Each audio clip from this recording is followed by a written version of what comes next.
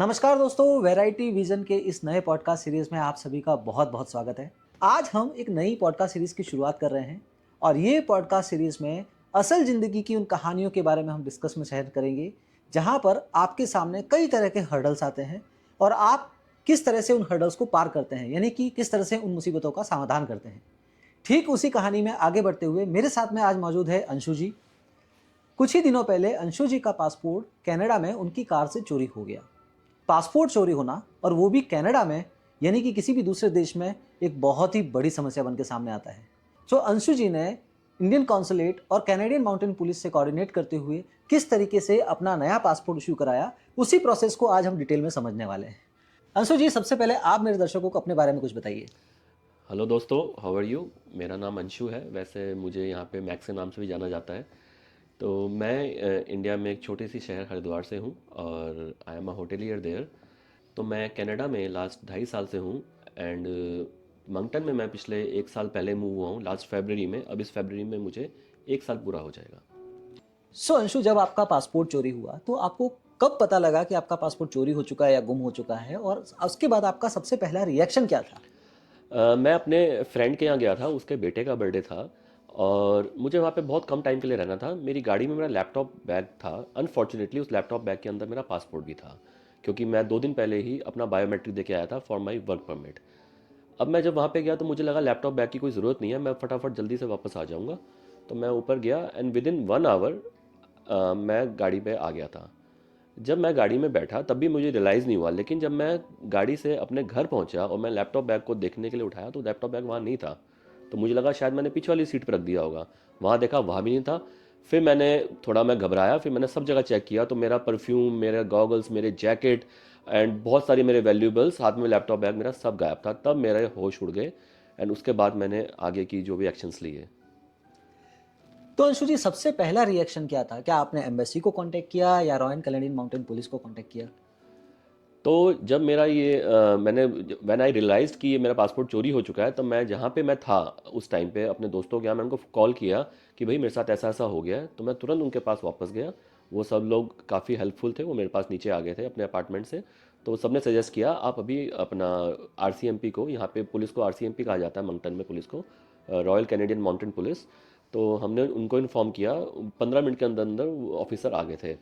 तो ऑफिसर ने पूरा का पूरा हम उनसे ब्यौरा लिया और उसको अपने आईपैड पे टाइप किया एंड उन्होंने मुझे अपने कार्ड पे हमारा कंप्लेंट नंबर लिख के दिया। सो फर्स्ट जो उस रात को जो मैं कर सकता था वो मैंने ये किया कि मैंने हाथ के हाथ आरसीएमपी को कंप्लेंट करी। सो अंशु जी, आपने आरसीएमपी को अप्रोच किया और आपको एक कंप्लेन नंबर यानी कि एफआईआर नंबर दे दिया गया। जी। अब बात आती है अपनी पासपोर्ट रिक्वेस्ट को प्रोसेस कराने की। तो उसके लिए जरूर ही आपने एम्बेसी को अप्रोच किया होगा। तो वो किस तरह से आपने एम्बेसी को अप्रोच किया, या अपनी जो पासपोर्ट रिक्वेस्ट है उसको लेकर के कैसे आप आगे बढ़े? तो जी यहाँ पे थोड़ा सा मेरे साथ प्रॉब्लम जो मुझे लगा कि अब रियली में प्रॉब्लम शुरू हो गई है। मुझे आरसीएमपी ने फर्स्ट डे, जैसे मैंने आपको बताया, मुझे एक कंप्लेंट नंबर दे दिया गया। नेक्स्ट डे ऑब्वियसली मुझे एम्बेसी को कॉन्टैक्ट करना था पासपोर्ट के लिए। तो मैंने सीधा अपना जो यहाँ पे बीएलएस सेंटर है उनको कॉल किया।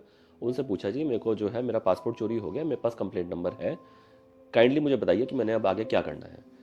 तो उन्होंने मुझे एक बात कही कि देखिए यहाँ पे कंप्लेंट नंबर नहीं चलता, यहाँ पे हम रिपोर्ट लेते हैं पुलिस की। उस रिपोर्ट के माध्यम से फिर आप आगे नया न्यू पासपोर्ट के लिए अप्लाई कर सकते हैं। तो ये मेरा रहा सिनेरियो कि मैंने जो है, मुझे लगा कि अब पुलिस मुझे आसानी से रिपोर्ट दे देगी। तो ये मैंने कोशिश करी and this was my first reaction कि कुछ प्रॉब्लम हो सकती है। सो जब आपने आरसीएमपी यानी कि रॉयल कैनेडियन माउंटेन पुलिस को अप्रोच किया कि मुझे रिपोर्ट चाहिए, तो उनका क्या रेस्पॉन्स था? तो जी यहीं से जो है मुश्किलें बढ़ती जा रही थी। आरसीएमपी ने मुझे कहा कि sorry we don't provide any report, we just provide only the number, यानी कि हम कोई रिपोर्ट नहीं देते हैं। और ये तो कोई बहुत बड़ा मसला नहीं है, पासपोर्ट वगैरह यहाँ पे चोरी हो जाते हैं कभी कभी, हम यहाँ पे रिपोर्ट देते ही नहीं है, ये उनकी पॉलिसी ही नहीं है। हालांकि they were very polite, very helpful throughout it, but उनकी पॉलिसी नहीं थी कि वो रिपोर्ट नहीं देते। तो मुझे इसके बाद बहुत ज़्यादा प्रॉब्लम आने लगी। फिर मैंने लगातार मेल्स डाले अपना टोरंटो ऑफिशियल्स को फॉर माय पासपोर्ट। उसके बाद मैंने बीएलएस को मेल्स डाले, बट सब जगह से मुझे ये रिप्लाई आता रहा कि भाई हम बिना रिपोर्ट के आपको पासपोर्ट नहीं दे सकते। तो ये कहीं ना कहीं आप मान लीजिए कि back of my conscious mind लगातार ये बात चलती थी कि मेरे पास अब पासपोर्ट नहीं है। और मैंने कम से कम 30 to 40 मेल्स मैंने डाले हैं आरसीएमपी को, 30 to 40 मेल्स डाले हैं मैंने एम्बेसी को, लेकिन कोई भी प्रॉपर रिप्लाई, प्रॉपर कुछ नहीं हो पा रहा था। So it was a very concerning factor for me. आप समझ सकते हैं कि पासपोर्ट ना होना, it's like losing your backbone in other country. So obvious सी बात है, अगर आपका पासपोर्ट खो जाए तो हर कोई पैनिक होगा, मैं भी होऊंगा तो इतना पैनिक होना ही है। सबसे बड़ी बात मेरे दिमाग में जो आएगी कि बिना पासपोर्ट के अगर मुझे कोई इमरजेंसी में इंडिया भी जाना है तो मैं कैसे जाऊंगा। बिल्कुल हम बंद जाएंगे, हमारे हाथ यहाँ पे टाइट हो जाते हैं। बट क्या आपने इस टेंस्ड एनवायरनमेंट, टेंस्ड माहौल में आपने कोई कम्युनिटी लीडर को अप्रोच किया या कोई लॉयर को अप्रोच किया जहाँ से आपको कुछ गाइडेंस मिली हो, या फिर वो भी हेल्पलेस थे इस मैटर में आपके लिए? देखिए मेरा यहाँ पे एक बहुत अच्छा ग्रुप बन गया है, आईसीए ग्रुप है वो, उनका मैं मेंबर बन गया हूँ। तो वहाँ से काफ़ी हेल्पफुल इंडियंस हमारे साथ, गुजराती, पंजाबी, हर कम्युनिटी के लोग हमारे साथ जुड़े हुए हैं। तो उन लोगों ने, मतलब मैंने फेसबुक पे एक पोस्ट डाला, उन लोगों ने मेरी हेल्प करने की कोशिश भी करी।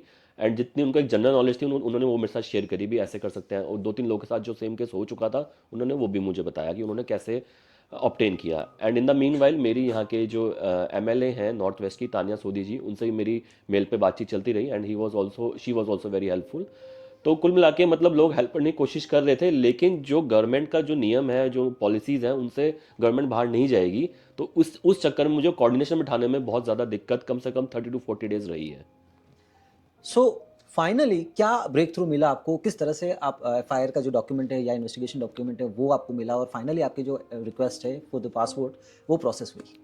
तो फिर अभी 15-20 दिन पहले मैं आरसीएमपी के पास फिर गया, and RCMP was very helpful. वो ये कह रहे थे हम आपकी हर तरीके से हेल्प कर सकते हैं, but we can't provide you the document. So ये बेसलाइन तय हो गई थी कि मुझे डॉक्यूमेंट नहीं मिलना है। अब बिना डॉक्यूमेंट के कैसे आगे बढ़नी है कहानी, वहीं पे सारा मैटर था। तो मैंने कहा भी आप प्लीज़ मुझे ऑल्टरनेट बताओ, क्योंकि अब मेरे पास टाइम नहीं है, मुझे अपना पासपोर्ट चाहिए। बिकॉज आपको पता है कि आपको कभी भी घर भी जाना पड़ सकता है, इंडिया भी जाना पड़ सकता है। तो फिर मैंने उनसे बातचीत करी और उन्होंने मुझे कहा कि हम एक प्रॉपर मेल लिख के आपकी एम्बेसी को डालते हैं विद कॉपिंग यू इन सीसी, कि भाई इसके साथ ऐसा ऐसा हुआ है, सब जेन्यून केस है और हम रिपोर्ट नहीं देते हैं, काइंडली इनकी हेल्प कीजिए। तो उन्होंने ये पूरा का पूरा, हमारे यहाँ पे सार्जेंट कैबिन है, उन्होंने पूरा का पूरा जो है एक ईमेल बनाया और वो ईमेल उन्होंने टोरंटो कॉन्सुलेट को दिया।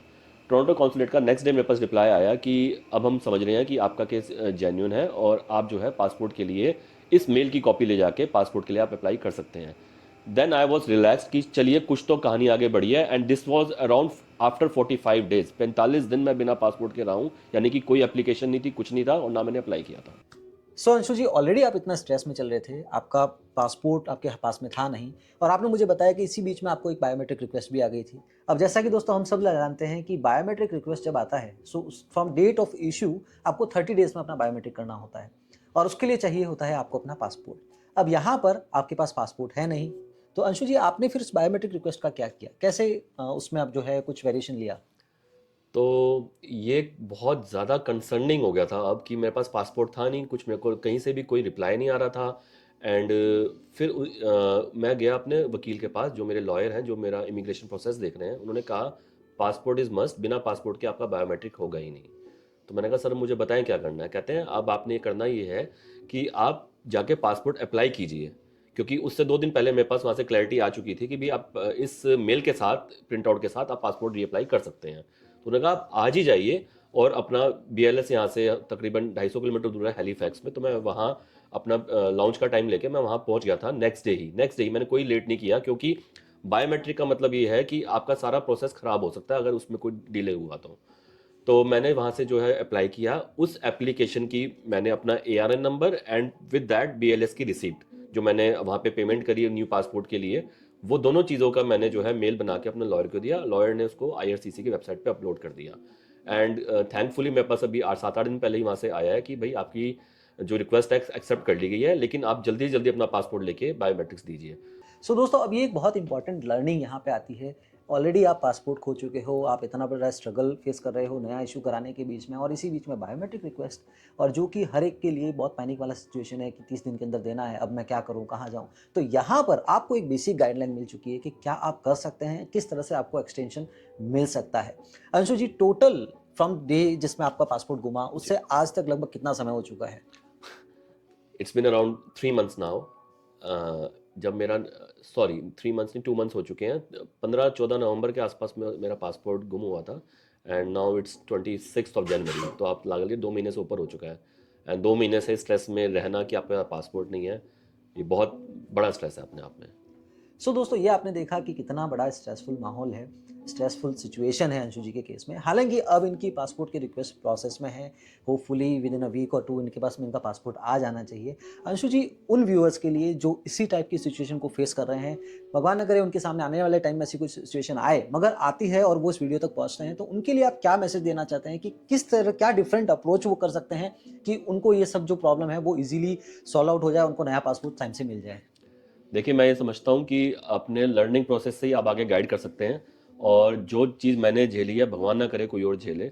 सबसे पहले पासपोर्ट के साथ आपने लोकली ट्रैवल नहीं करना है। आपने पासपोर्ट को जेब में, अपनी गाड़ी में, अपने किसी बैग में बिल्कुल भी नहीं रखना है, क्योंकि passport is a backbone when you are in other country. ये बात ध्यान रखिए। अगर पासपोर्ट गुम गया तो फिर आप समझ लीजिए आपके पास कुछ भी नहीं है। हर जगह पासपोर्ट मांगा जाता है। तो पासपोर्ट के साथ में ट्रैवल नहीं करना है। Passport has to be in your room in a secure place. Passport has to be that. And दूसरी बात यह है, पासपोर्ट तो चलिए साइड में रखिए, अपनी गाड़ी में कुछ कोई भी वैल्यूएबल कभी मत रखिए, बिकॉज कभी भी गाड़ी में ब्रेक इन हो सकता है। यहाँ आसपास बहुत होमलेस घूमते हैं जो कि नजर में रखते हैं कि कौन सी गाड़ी में सामान पड़ा है। सो दोस्तों, ये था अंशु जी का इतना कठिन एक्सपीरियंस, पासपोर्ट खोने से लेकर के नई रिक्वेस्ट प्रोसेस करना, फिर बायोमेट्रिक का आ जाना। अंशु, बहुत बहुत धन्यवाद मुझे इस पॉडकास्ट के लिए ज्वाइन थैंक करने यू के सो लिए। Much, thank you so much, thank दोस्तों, यू सो मैं मच। आशा करता हूँ मैंने एक अच्छी इन्फॉर्मेशन आप तक पहुँचाई होगी। ये पहली शुरुआत थी हमारी, और हम इसी तरीके के पॉडकास्ट आने वाले समय में भी बनाते रहेंगे। हम हमारी डेली लाइफ से जुड़ी हर एक उस पॉइंट को कवर करेंगे जो जिसमें लोग अलग अलग उलझनों में फंस जाते हैं, कैसे उसको सॉल्व करते हैं, कैसे बाहर निकालते हैं। फिर चाहे करियर नेटवर्किंग हो, फिर चाहे मॉर्गेज से रिलेटेड कुछ चीज़ें हो, फाइनेंशियल से रिलेटेड चीज़ें हो। मेरी कोशिश रहेगी कि मैं हर एक उस पर्सपेक्टिव को डिटेल में कवर करूँ, आप तक पहुँचाऊँ, ताकि आपकी लाइफ आसान हो पाए, हमारी लाइफ आसान हो पाए, और हम सब साथ में बढ़कर एक अच्छे फ्यूचर की तरफ आगे बढ़ पाए। दोस्तों, ये मेरा चैनल एक नई शुरुआत है, ये पॉडकास्ट एक नई शुरुआत है। आशा करता हूँ आपको ये शुरुआत पसंद आई होगी। अगर आपको पसंद आई है तो लाइक, सब्सक्राइब और शेयर करना ना भूलें। अगर आपके साथ भी ऐसा कुछ एक्सपीरियंस है और आप मुझसे शेयर करना चाहते हैं, मुझसे जुड़ना चाहते हैं, तो नीचे दिए गए ईमेल आईडी पर आप अपना डिटेल शेयर कर सकते हैं। जल्दी ही मेरी टीम आपको रीच आउट करेगी और हम एक शेड्यूल बना के साथ में बैठ सकते हैं। दोस्तों, आज गणतंत्र दिवस के इस नए दिन पर आप सभी को गणतंत्र दिवस की बहुत बहुत शुभकामनाएं। अपने परिवार के साथ, अपनी दोस्तों के साथ खुश रहिए, सेलिब्रेट कीजिए इस दिन को। सावधान रहिए, सतर्क रहिए और अपने डॉक्यूमेंट्स को संभाल के जरूर रखिएगा। जल्दी ही आपके समक्ष आऊंगा एक और नया इन्फॉर्मेटिव वीडियो लेकर के। तब तक के लिए बहुत बहुत धन्यवाद। Thank you again Anshu. Thank you so much, thank you so much.